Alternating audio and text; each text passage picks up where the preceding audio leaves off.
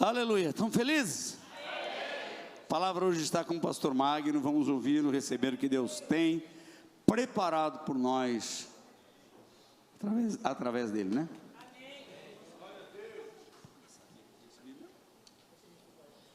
A paz do Senhor Jesus. Amém. Tivemos uma ceia ontem abençoada. O pastor Walter tratou de assuntos, digamos, domésticos, né?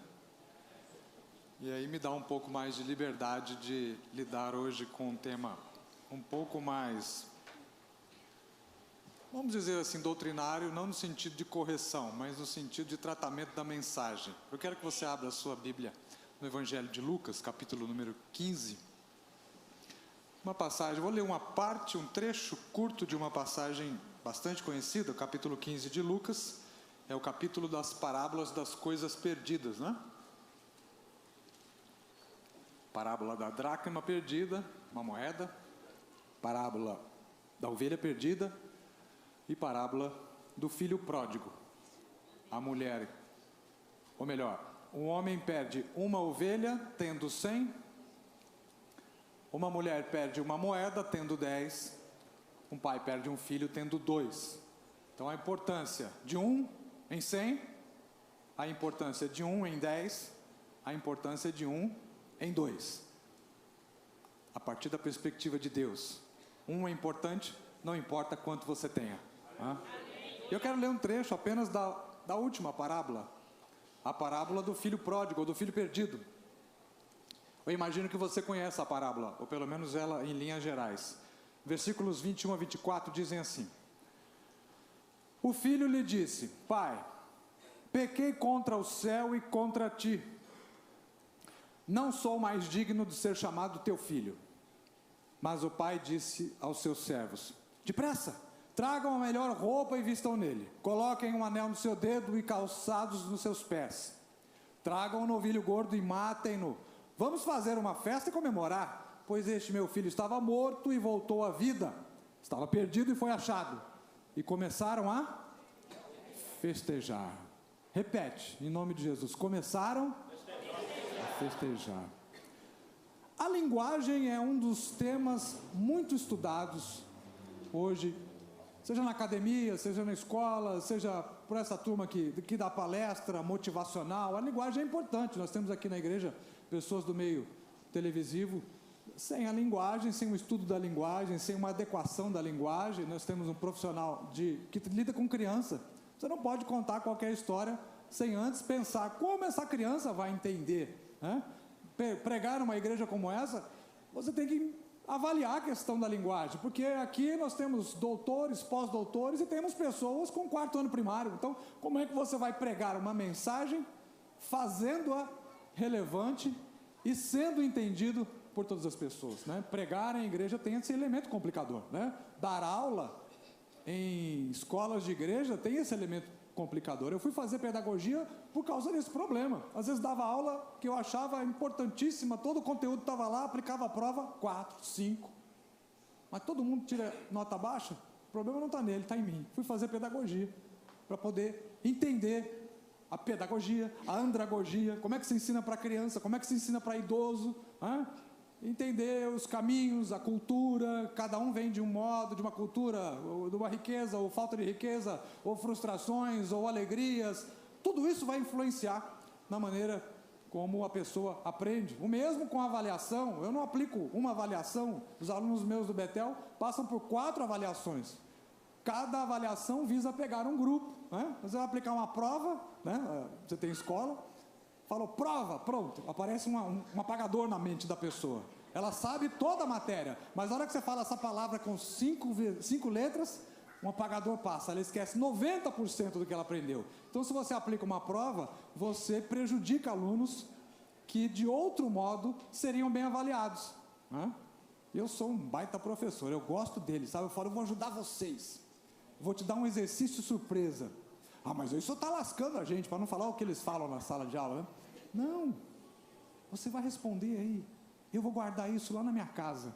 Se no dia da prova você for mal, faltar nota, aí eu corrijo o exercício surpresa e aplico, é como se fosse um reserva no banco. Ô professor, você vai fazer isso com a gente? Já estou fazendo. Eles ficam felizes. Aí passa todo mundo, e se não passa também ajuda a passar, né?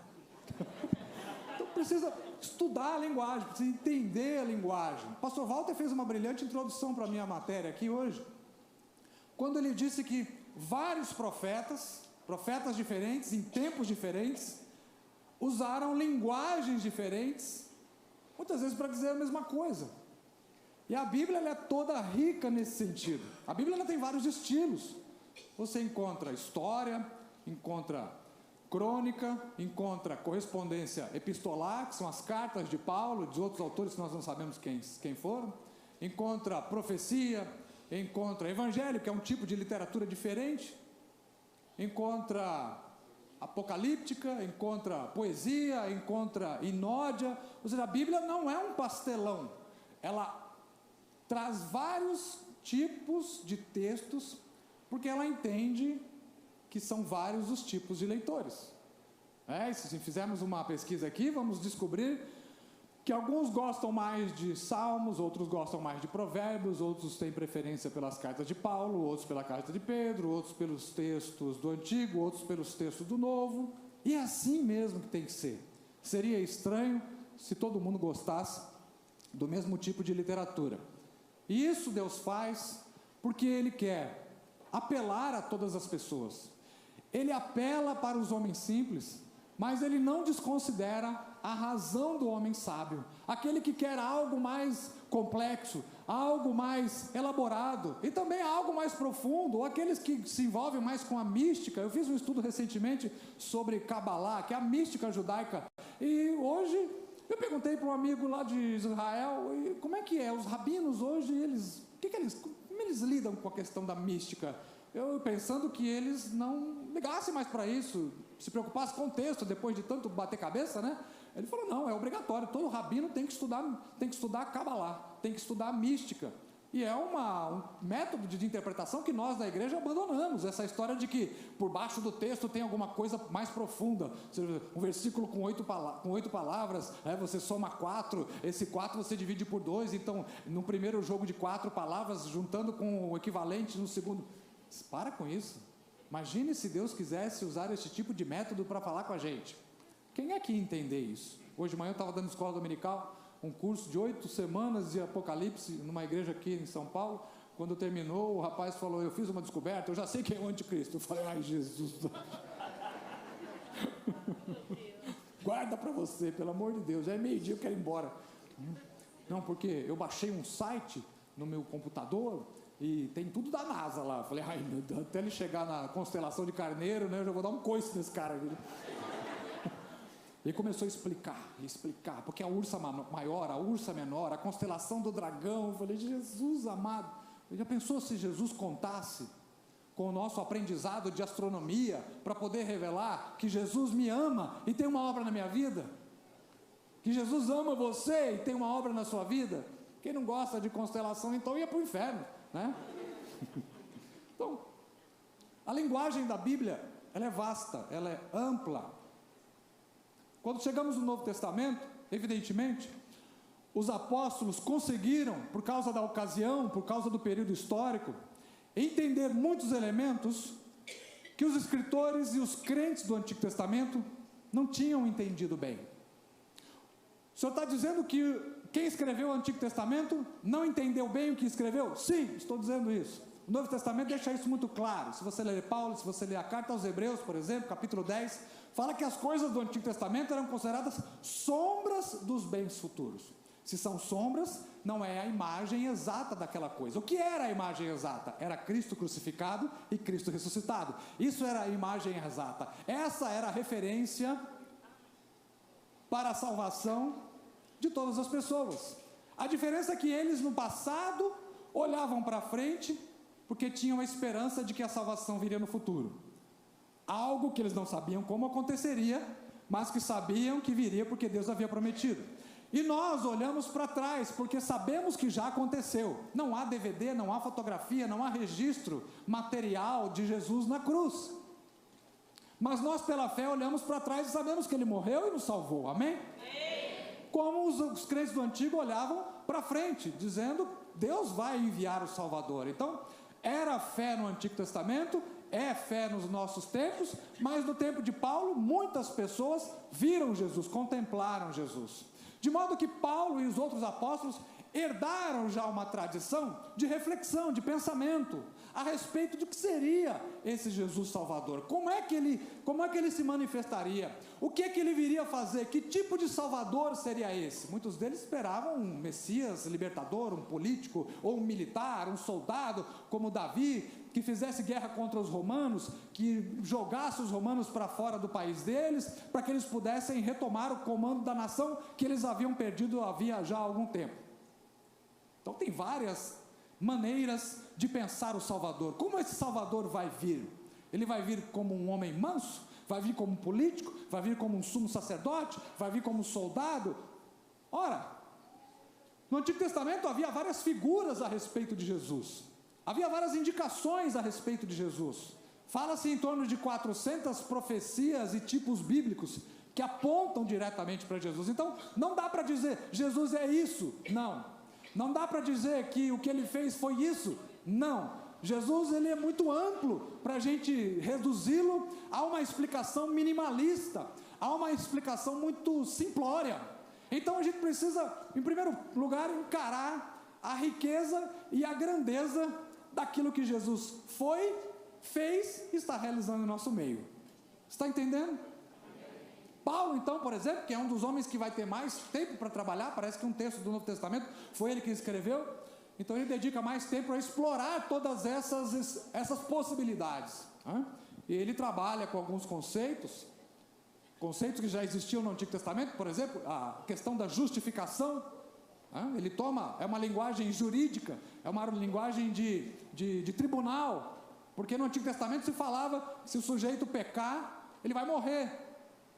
Você pecou, você transgrediu uma lei, e uma vez tendo transgredido uma lei, você vai ser julgado, e como é encontrado pecador diante de Deus, vai morrer, simples assim, não tem que negociar, a não ser que você se arrependa, ofereça um sacrifício de sangue, que geralmente era um animal substituindo um homem, então você teria a possibilidade de herdar a salvação, porque alguém pagou o sangue, mas o sangue tinha que ser derramado. Isso estava explícito no livro de Gênesis, ficou explícito no livro do Êxodo, estava bem claro e explorado no livro de Levítico, foi repetido isso também no Deuteronômio, e o Antigo Testamento todo trabalha com essa ideia de que a alma que pecar, essa morrerá. Todo mundo aqui na Bereana sabe isso, né? Paulo foi desenvolver outros tipos de linguagem, por exemplo, a questão da reconciliação. Ele trata na carta aos Coríntios, trata na carta aos Filipenses, aos Efésios, carta aos Romanos. Ele fala da reconciliação dos judeus, capítulo 9 até o capítulo 11. É um outro tipo de explicação. O Antigo Testamento foi escrito em hebraico e alguns trechos em aramaico, mas nem em hebraico nem em aramaico havia uma palavra reconciliação. Essa palavra não existia no vocabulário do crente do Antigo Testamento. Paulo então introduz a linguagem da reconciliação. Vocês estavam longe de Deus, agora por meio de Jesus fosseis aproximados e foram reconciliados. Ou seja, a reconciliação acontece entre dois entes, entre dois seres que estão separados. O que é que separava o homem de Deus? O pecado. Paulo fala, Jesus vem agora e remove o pecado, tira a barreira de separação, então há uma reconciliação. Paulo então vai desenvolver a doutrina da reconciliação, que é brilhante, é ótima, atualíssima por sinal. A gente vive um momento em que o país está dividido, ou você é de esquerda ou de direita, ou você é coxinha, ou você é mortadela, ou você é azul, ou você é vermelho. É hora de falar sobre reconciliação, porque próprio Paulo diz que no banco da igreja não há barreiras, muros. Aqui senta pobre, rico, preto, branco, de esquerda, de direita. Aqui eu posso ver alguns e tenho amizade com eles também. Eu tenho meu posicionamento, você tem o seu posicionamento, mas Paulo fala, Cristo é tudo em todos. Isso é fantástico. Isso é de uma riqueza assim, que não dá para esgotar num culto. E Paulo fala, a reconciliação. Ele usa essa linguagem. E essa linguagem da justificação é a que mais foi explorada na igreja. Concílio de Orange, na França, houve 2 concílios de Orange. No segundo, a linguagem da justificação, ela foi tratada porque havia um problema. Em um grupo chamado pelagianos, os pelagianos, eles pregavam que nós cooperamos com Deus no sentido de que nós entramos com a fé e nós desenvolvemos a fé, e que a fé é a participação humana. E o outro grupo dizia, não, até a fé que você tem, ela foi dada por Deus, de modo que nós não fazemos nada, nós só recebemos e aceitamos a salvação pela graça por meio da fé. Então, nesse concílio foi tratada essa questão, aproximadamente ano 529. A justificação só foi retomada depois com Martinho Lutero. Agora em outubro vamos comemorar 500 anos da Reforma Protestante. Martinho Lutero, ele se levantou contra a igreja estabelecida na época, a igreja católica, não tinha outra igreja, só havia uma, né? Mas ele, observando o comportamento da igreja, as doutrinas, os ensinamentos, as campanhas que eram feitas para a construção, por exemplo, da Basílica de São Pedro, Tetzel saiu pelo império pregando, você quer tirar o seu parente do purgatório? Dê uma oferta para a construção lá da Basílica de São Pedro. Assim que a moeda, o slogan dele era esse, assim que o tilintar da moeda for ouvido no fundo da caixa, uma alma sairá do purgatório. Ou seja, você compra a salvação das pessoas. Martinho Lutero era um sujeito indignado com seu próprio pecado. Era comum ser encontrado desmaiado na sua cela, ele era um monge agostiniano, desmaiado na sua cela porque fazia jejuns intermináveis, porque acreditava que Deus não iria perdoá-lo nunca, ele se considerava muito pecador, como de fato havia sido.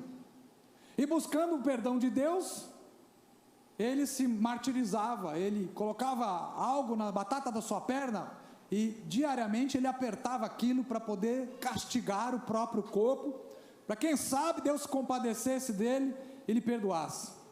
Ficou indignado quando viu que o Papa vendia a salvação, vendia terrenos no céu, e começou a orar. Até que um dia se deparou com a carta de Paulo aos Romanos e leu uma citação que Paulo faz de Abacuque, que o justo viverá pela fé. Aí ele entendeu que nada daquilo que ele estava fazendo poderia levá-lo à salvação.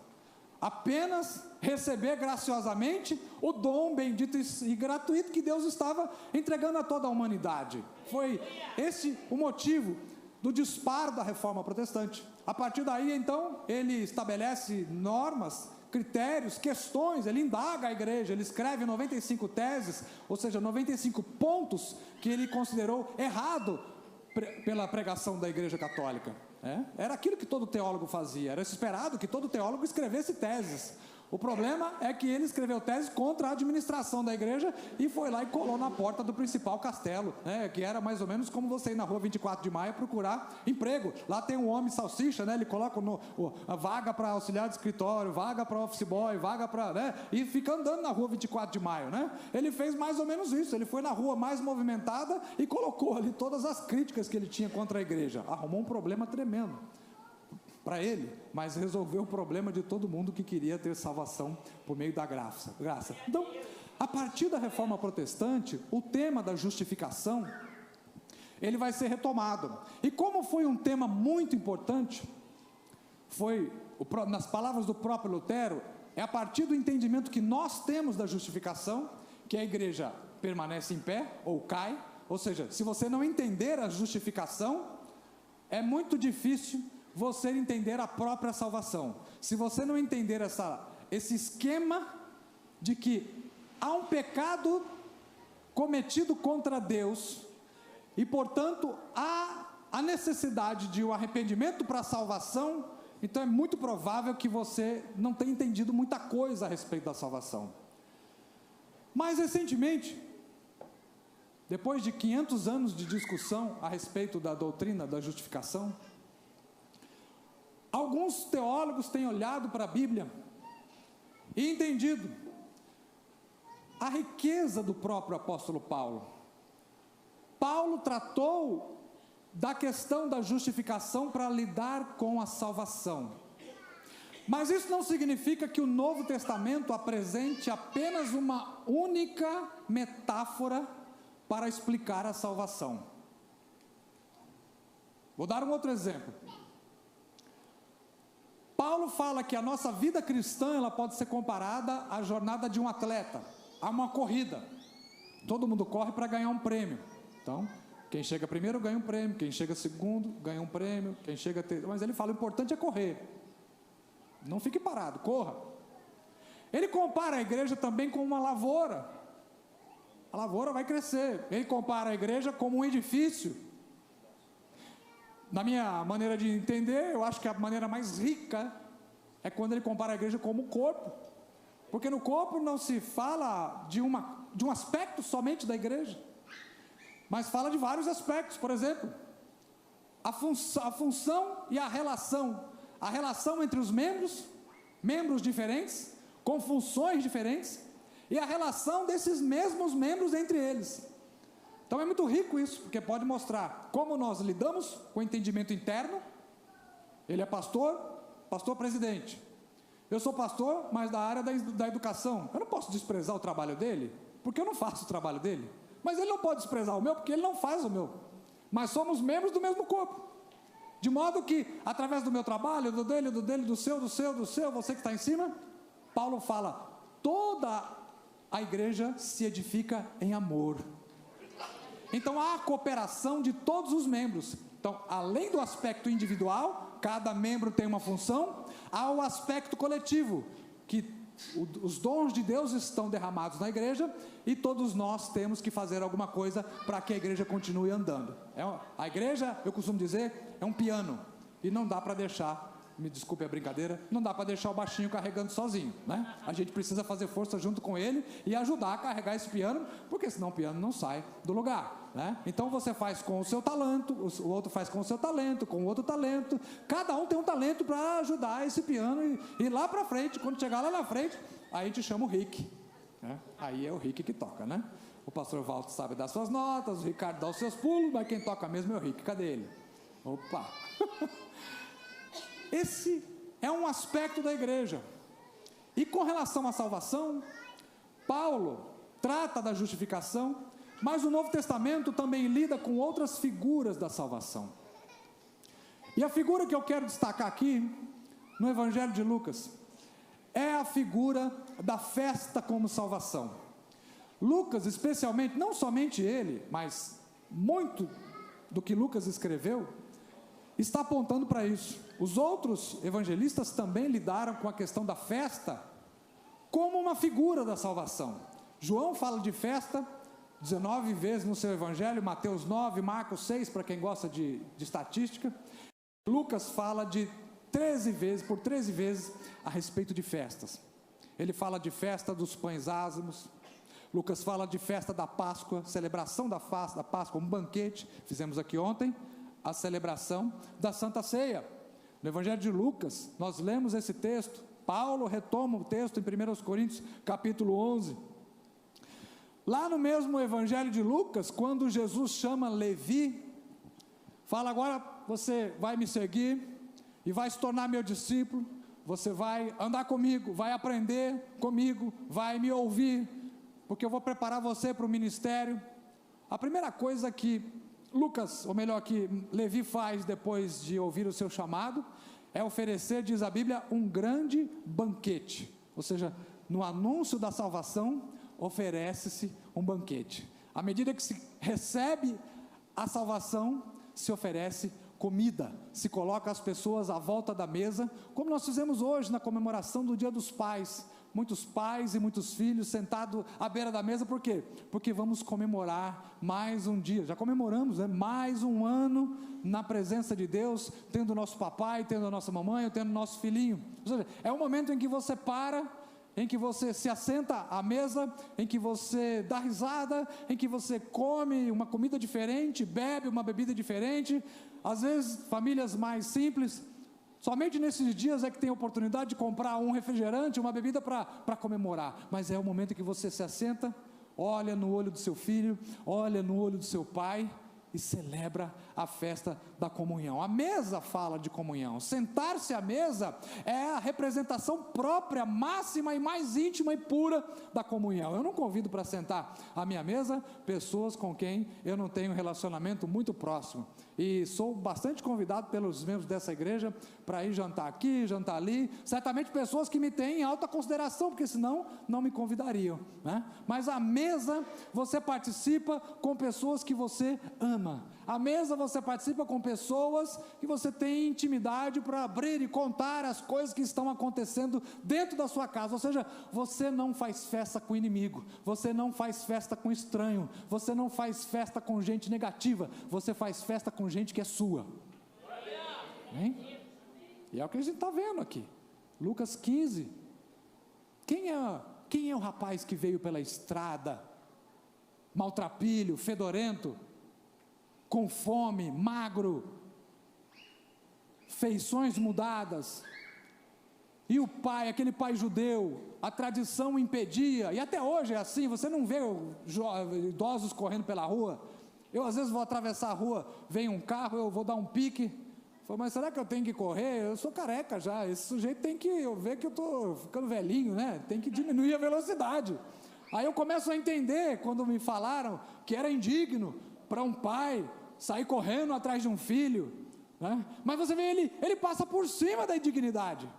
Ele está pouco importando que alguém vai reparar isso, que os empregados vão reparar, vão notar e vão comemorar. Talvez um senhor corpulento, um corpanzil, como dizia meu pai, mas ele viu seu pai de longe. Quantas tardes, alguém já pregou assim, quantas tardes aquele pai ficou olhando pela estrada, na esperança e na expectativa de ver o seu filho voltando, e agora ele contempla aquele menino de longe, ele não vê a sua feição, ele não sabe direito, mas o rapaz anda como o meu filho, ele anda do jeito do meu menino, ele vem vindo lá longe, ele abandona tudo, ele sai correndo e pega aquele rapaz e traz para perto, e vamos trocar a roupa dele, coloca um anel, coloca a sandália, a melhor, mata aquele animal que nós havíamos guardado, vamos celebrar, porque esse menino estava morto e reviveu, estava perdido e foi encontrado, aleluia.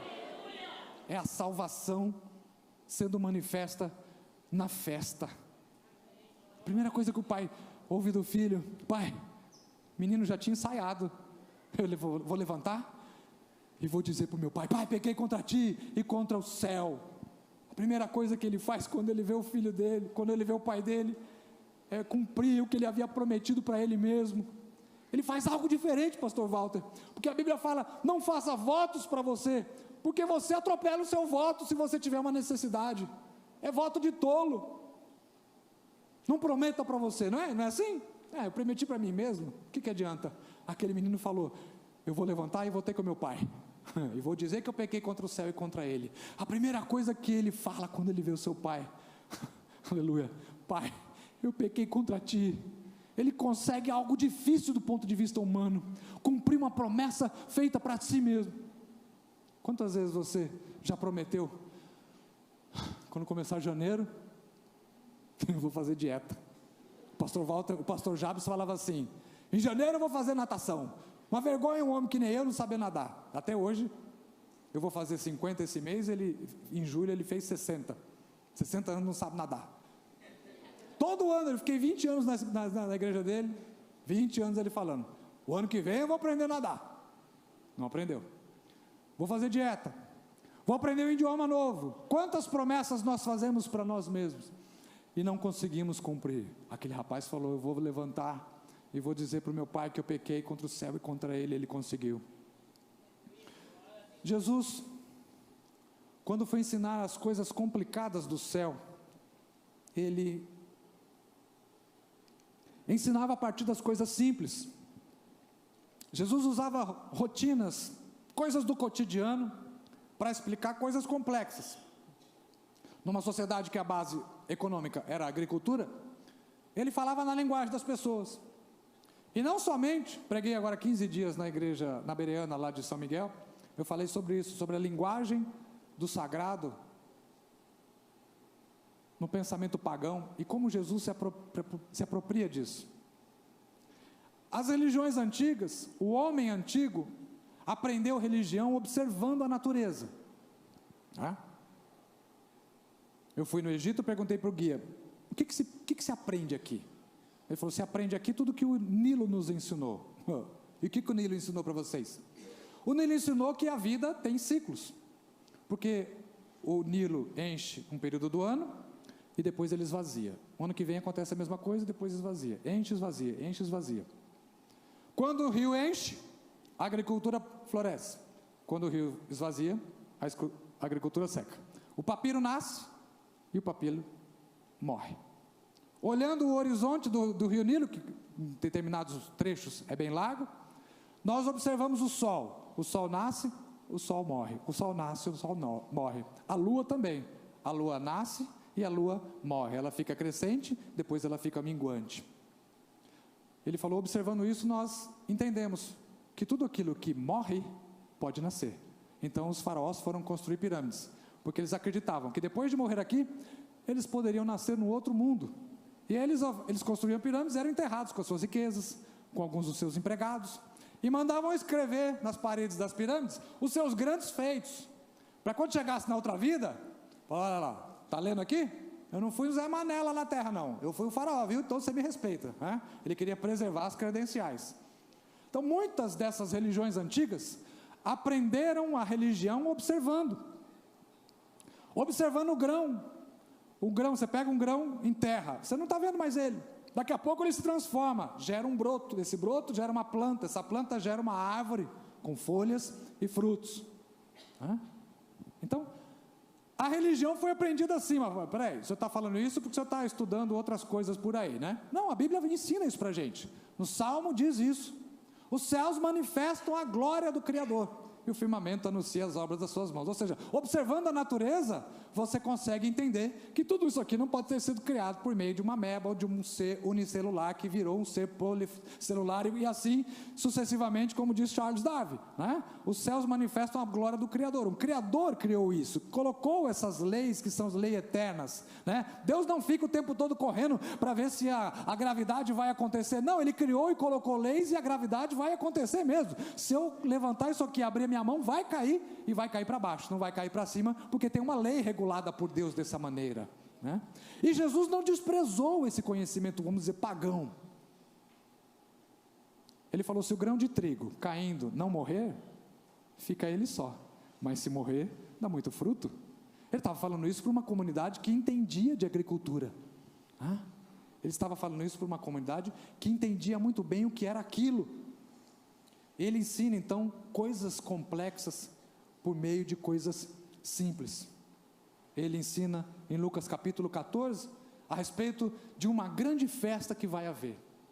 Essa festa é uma festa que vai haver no céu, mas ele fala, tinha um rei aqui na terra que foi dar uma grande festa de casamento para o seu filho. Quem era o rei? É Deus. Quem era o filho? Era Jesus. Ele fala, o banquete foi preparado, mas ninguém dos convidados compareceu. Então o rei falou para os seus empregados, sai pelas ruas, pelos valados, pelas vielas, pega todo mundo que você encontrar, gente boa e gente má, gente feia, gente bonita, gente rica e gente pobre, traga para dentro da festa, do banquete, do salão, para que isso aqui fique bonito, fique cheio. O rei quer uma festa gloriosa, ele quer uma festa alegre, cheia de gente. Por quê? Porque o filho dele vai casar.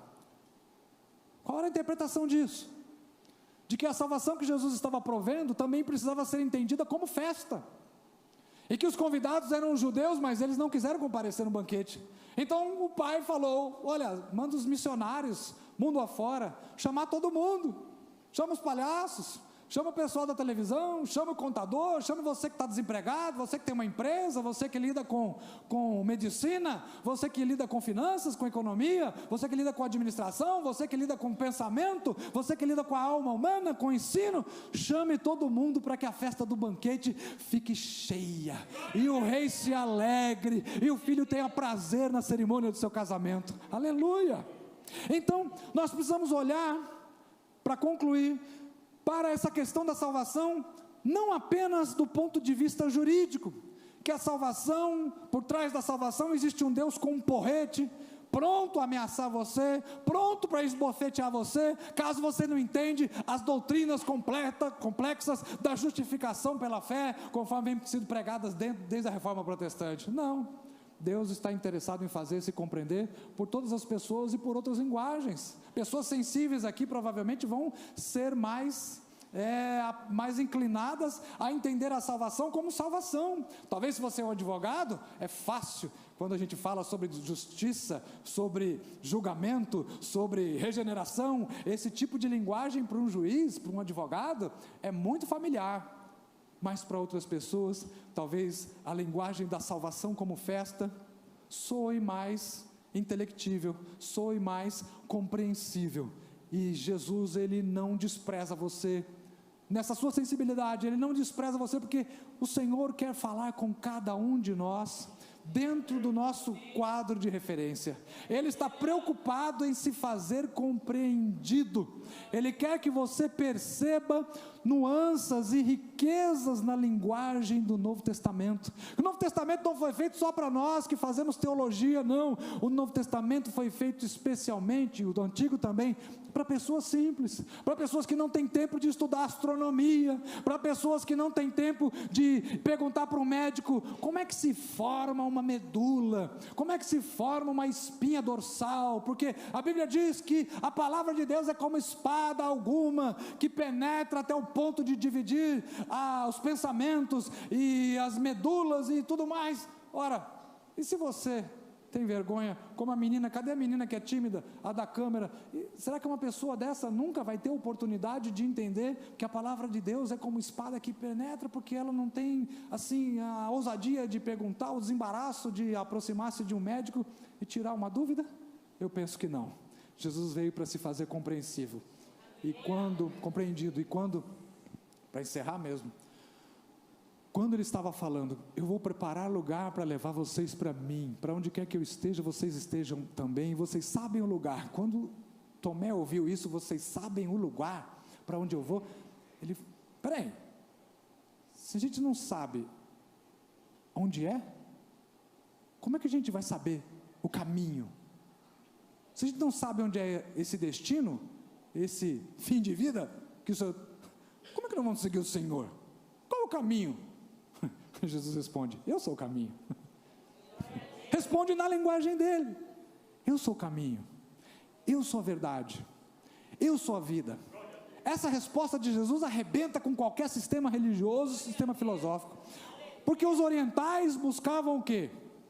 Um equilíbrio, um caminho de equilíbrio. Você conversa com o japonês até hoje, é todo disciplinado, é todo regrado. Você já viu o japonês gritando? O japonês não grita, né? O japonês não tem desequilíbrio, por quê? Isso é cultural. Todo o povo oriental procura isso, um caminho de equilíbrio. Equilíbrio entre o mundo espiritual e o mundo material. Estou errado? Está certo. Ainda bem, né? Pessoas que ele fala, não foi assim que eu aprendi. Aí eu jogo o microfone no colo do pastor Walter. Os orientais buscam o quê? Um caminho de equilíbrio. A filosofia grega buscava o quê? A verdade. O que era a verdade? E as religiões mesopotâmicas, as religiões ali da região de Israel, procuravam o quê? A vida. Por quê? Porque lá em Ezequiel estava escrito, a alma que pecar, essa morrerá. Então é naquela região que se começou a oferecer sacrifícios de sangue, para resgatar a vida, para poder adquirir a vida de volta. E Jesus fala, eu sou a resposta para todos. Eu sou o caminho, eu sou a verdade, eu sou a vida. Deus te abençoe em nome de Jesus.